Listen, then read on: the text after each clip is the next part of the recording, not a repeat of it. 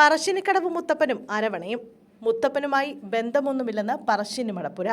പറശ്ശിനിക്കടവ് മുത്തപ്പൻ്റേതെന്ന പേരിൽ വിൽക്കപ്പെടുന്ന അരവണ വാർത്തകളിൽ വ്യക്തത വരുത്തി പറശ്ശിനി മടപ്പുര.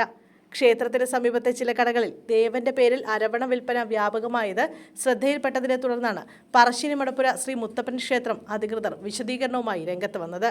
അരവണ പായസത്തിന് പറശ്ശിനിക്കടവ് മുത്തപ്പനുമായി യാതൊരു ബന്ധവുമില്ലെന്നാണ് മടപ്പുര വാർത്താക്കുറിപ്പിലൂടെ അറിയിച്ചിരിക്കുന്നത്.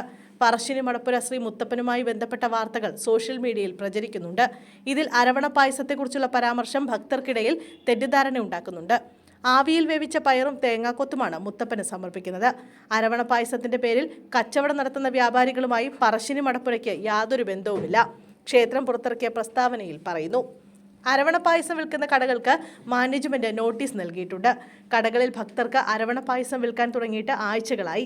വിവരമറിഞ്ഞയുടൻ പായസം പാത്രങ്ങളിൽ നിന്ന് ക്ഷേത്രത്തിന്റെ പേര് മാറ്റാൻ കടയുടമകൾക്ക് നോട്ടീസ് നൽകി. ഭക്തർക്കിടയിൽ തെറ്റിദ്ധാരണ ഉണ്ടാക്കാൻ ആഗ്രഹിക്കുന്നില്ല, ക്ഷേത്രം അധികൃതർ പറഞ്ഞു. ഇതോടൊപ്പം തന്നെ പറശ്ശിനി മടപ്പുരയിലെ കോലാധാരിയുമായി ബന്ധപ്പെട്ട സമൂഹ മാധ്യമങ്ങളിൽ പ്രചരിക്കുന്ന വീഡിയോയെ പറ്റിയും വാർത്താക്കുറിപ്പിൽ വ്യക്തത നൽകിയിട്ടുണ്ട്. തെയ്യമണിയാതെ ഭക്തരെ അനുഗ്രഹിക്കുന്ന വീഡിയോ സോഷ്യൽ മീഡിയയിൽ വൈറലായതിനെ തുടർന്ന് മുത്തപ്പൻ തെയ്യം കെട്ടിയാടുന്ന കോലധാരിയായ ബാലകൃഷ്ണൻ പെരുവണ്ണാനെ ക്ഷേത്രം ഭരണസമിതി സസ്പെൻഡ് ചെയ്തു.